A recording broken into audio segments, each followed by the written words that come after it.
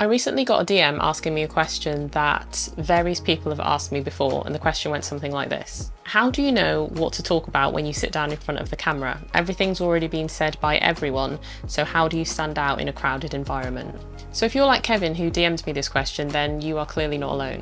Whether you film baking tutorials, gaming recaps, or unboxing vintage fountain pens, for example, that feeling that you get when you just don't know what to create, doesn't matter what niche it is, that feeling is the same for everybody. So stick around, because there's an approach that completely changed the game for me when I was in the exact same position and I used to have this same question, then I'd used to doubt myself and talk myself out of actually creating videos. And then at the end of the video, I'm going to share a process with you that you can start to use right now, and it will help you move forward when you want to film your next video. So I want to do a little exercise with you. Close your eyes and rewind back to the time where you started to do your thing. So for example, the first loaf of bread you scorched, or the first plant that you wanted to propagate but you had no clue what to do or when to transfer it to soil. Whatever it was for you, think back to that specific time. Then write every single question down that you have, word for word, because these questions are going to be your gold mine, and here are 3 reasons why. You already know how to explain whatever it is that you do in plain language. You've lived the confusion, so you can completely skip all the jargon and get straight to the point. There will always be a new person Googling the same questions at 3 AM and not necessarily finding the answers that make sense to them. And lastly, because you keep learning, the list refills itself. Past you feeds present you fresh ideas. So again, think about what the past you would have appreciated knowing, and then just create videos about that. And there's also one more thing, because I'm still developing and I'm still learning and still increasing my knowledge of certain aspects. If I have a question, I will write those questions down. It doesn't matter when it is. I'll have a little notebook with me, or I'll just write it in the notes of my phone, and I'll write that question down so that when I've satisfied myself that I understand what the answer to that question is, then if I'm at any point at a loss for what kind of video to create, then I can look back through that list, go through those questions, and then think, okay, I'll make a video about that. So that's also worth doing as well. So just like Kevin, you're probably thinking, everything that I want to say has already been said before, right? Yes, everything has been said before. And this is something that I personally struggled with at one point or another, because I think the exact same.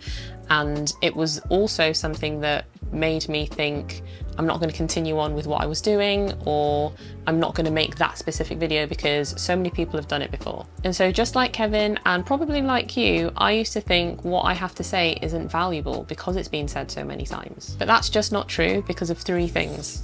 First, the rule of 7. People often need to hear an idea several times before it actually clicks, and your voice might be the 7th that actually makes it make sense. Secondly, nobody else has the stories that you have, or the experiences that you have, the way that you explain something that really makes it sink in. That uniqueness is what viewers binge. And thirdly, angle beats originality. So you can't invent a new topic, sure, but you can show a new angle, humour, failure, a deep dive from your particular experience. Any twist makes it fresh. We all have a unique perspective, so share yours even if the topic has been shared before, because people haven't heard it coming from you. So there's a simple process that I use to make videos, and I do this no matter what the video is, whether it's a gear review or a tutorial, and it basically comes down to these 3 steps. So remember, you did the exercise where you thought about all the questions that you had back then, and you wrote those questions down. The next step is to look through that list and think about which questions jump out at you the most. What are you most passionate about in explaining and delving deeper into and helping someone figure out? When you find that question, you simply answer it on camera. It's as simple as that. You can even think about whether you have a story, a metaphor, or a fail that makes your take on the matter truly unique. But honestly, don't stress about this if nothing comes to mind. Just answer the question with the same passion that you have, as if someone came up to you and asked for your help and all you want to do is help them out. And here's the biggest tip that I can give you. Record the video as though you're on FaceTime with a friend. So imagine when you're on the phone with your friend, they say to you, I don't know why my plants keep dying, I water them regularly, or my pizza base never comes out crispy, what do I do? It doesn't matter what the question is, it's whatever your niche's pain point is. So yeah, just talk as though you would on a video call. If you stumble, laugh it off, breathe, think, recoup your thoughts, and then just get back to it. Kind of just like I did then. I had no idea what I was going to say, but it doesn't matter if you stumble. Just pick up like you would in real conversation. You don't have to try and be perfect, you just have to be a human. Now, to give your answer a bit of structure so you don't just find yourself waffling when you're trying to answer the question, this is a structure that I tend to follow. The first one is the problem. So you start with the problem, just one sentence on why your viewer is stuck. And so you're just reiterating what that problem is so that they can see that problem and think, yeah, that's the exact problem that I have. Then you move to the cause. So this is the hidden reason that their problem keeps happening.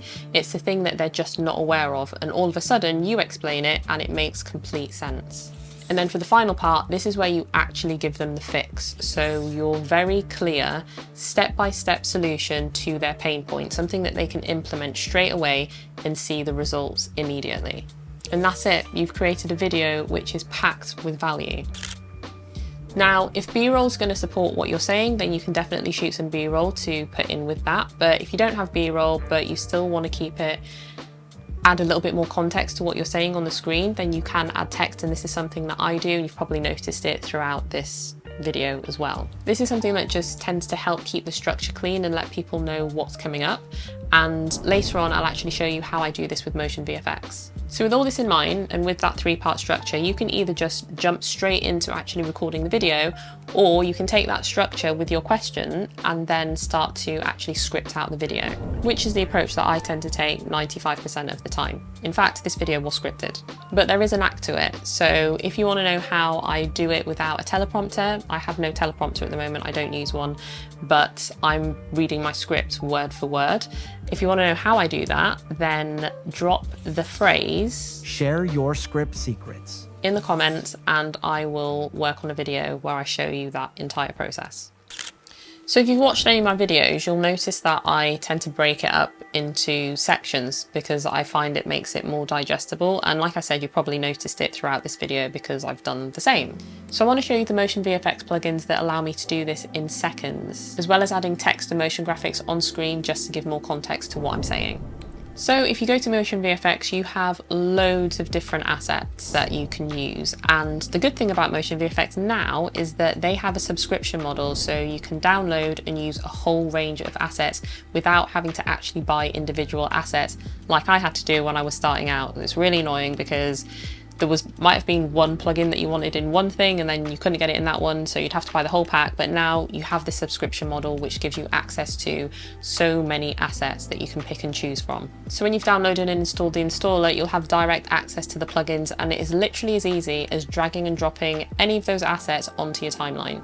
You can also change the duration of how long the asset appears on the screen just by extending it or cutting it down. And like I said, there's all sorts. You can literally find any kind of motion graphic that you want to use or effect and have that flexibility to completely customize it to how you want it to look. So I've dropped a link in the description so you can try it out. There's a free trial where you can get a few of the assets and play around with them. And you can thank me later because I am sure you're going to love it as much as I do. I've been using it for the past few years and it's great. So I also just want to point out, if you haven't already realized, I basically did in this video what I'm saying to you to do, because I got asked this question. Kevin DM'd me with this question and I'm literally making a video about the question that he asked me. So to recap, write down a whole list of pain points or questions that you had at some point, even search through comments on other creators' videos and see what questions people are asking. Note those down and use those to form the basis of your video. Much like I did with this one, it started with a simple question. And then just remember to structure the video with the 3-part structure. So the problem, the cause, and the fix to give maximum value, and throw in a personal story or a metaphor if you have one. And most of all, talk like you're talking to a friend who just asked you a question. And don't worry about being perfect, just be you. So anyway, I hope this video was useful. If it was, do give it a thumbs up because it does help. And like I said, I've dropped a link in the description to Motion VFX so that you can try it out. Try out that 14-day free trial and see how you get on with it. Otherwise, I'll catch you on the next video. So there's a simple process that I